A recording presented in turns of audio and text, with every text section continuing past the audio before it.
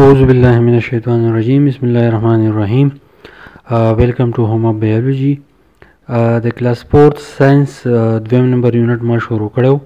په اولنی ویډیو کې مونږه بیسیک نیډز اف لیوینګ ثینګز وی او په نننی ویډیو کې مونږه کریکټریسټکس اف لیوینګ ثینګز وایو، یعنی کوم لیوینګ ارګانیزم چې دي ژوندي شیزونه چې دي د هغوی خصوصیات څه دي.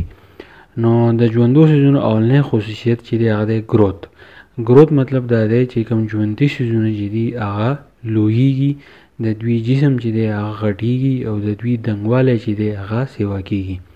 all living things grow. نو یاد ساتئ څونه ژوندي شیزونه چې دي هغه ګروت کوي یعنی غټیږي.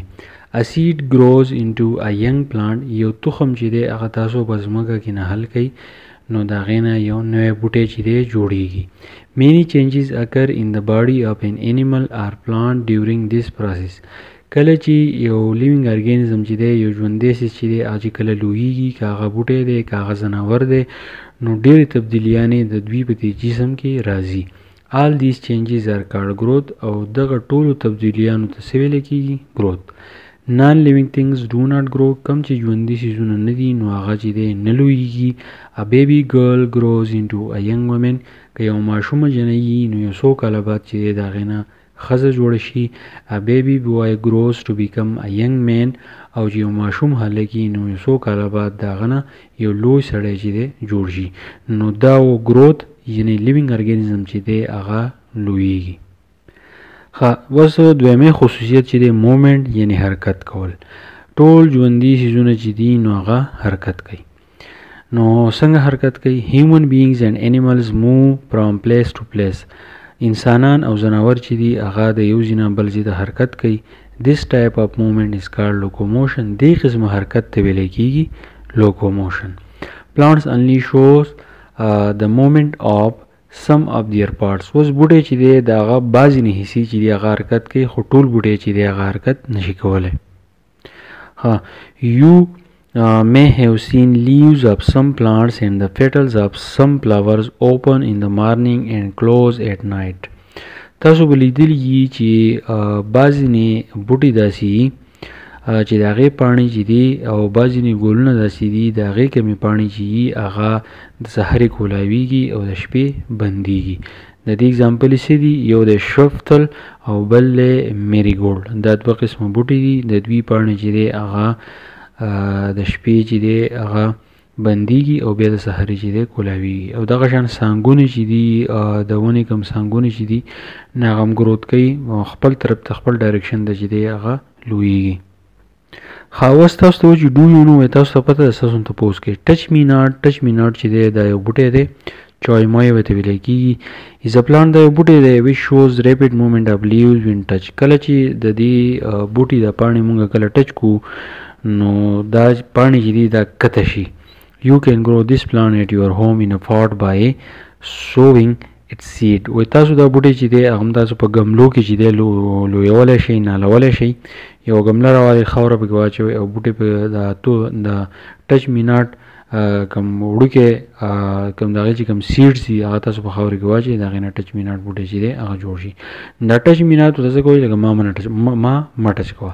د هغې وجې دا ده کله چې تاسو دا بوټی ټچ کوئ نو د دې کومې پاڼې چې دي نه هغه کته شي. درېمې خصوصیت د لیوینګ ارګانیزم چې دی ریپروډکشن دی. ریپروډکشن مطلب دا دی هر لیوینګ ارګانیزم چې دی هغه خپل نسل سیوا کوي. څنګه سیوا کوي؟ all living organism reproduce. څونه ژوندي شیزونه چې دي هغه خپل نسل سیوا کوي یعنې پیداوار کوي.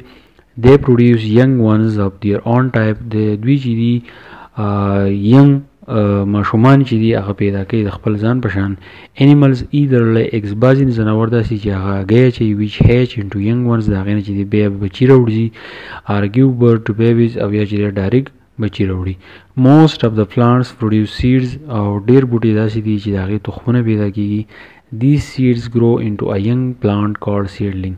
او د تخم نه اولنی کوم بوټی چې پیدا شي نو هغې ته seedling ویلی کېږي. اوس بل خصوصیت چې دی هغه ستاسو دپاره چې دی هغه لږ ناشنا دی. هغې ته مونږه heredity and variation وایو. heredity چې دی د مونږ یو شانوالي ته وایو او variation چې دی د مونږ مختلف والی ته وایو.